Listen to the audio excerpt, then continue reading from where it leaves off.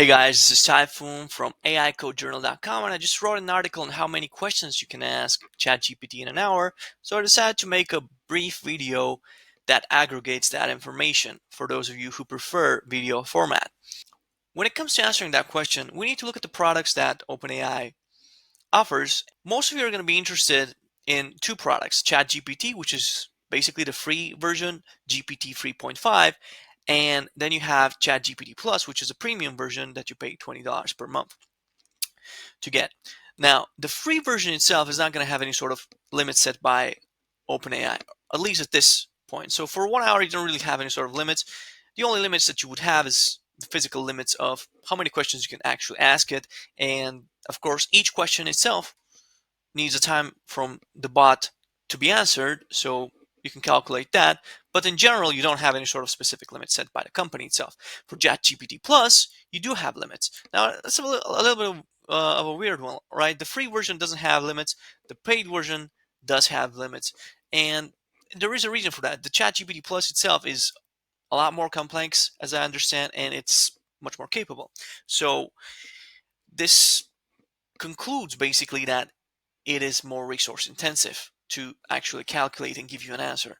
And that's probably why the limit was set. Now, in this table here, you can see we have 1 hour question limit and it's set to 25.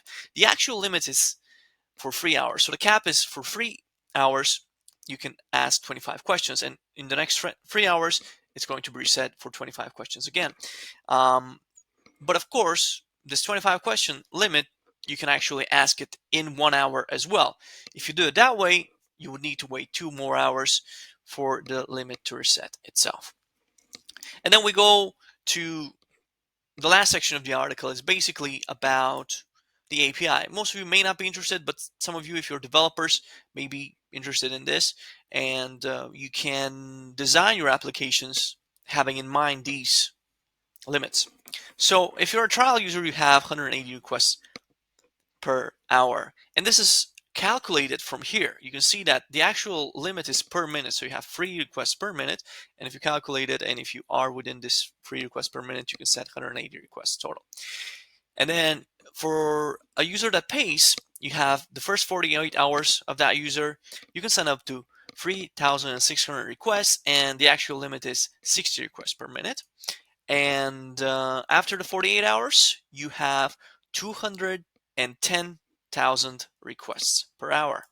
And then the actual limit itself would be 3,500 requests per minute. So this is pretty much it. Hopefully this video was helpful. If you want to go and read the article, it's a little bit more in depth. This, kind of logically discusses some of the stuff and answers some questions.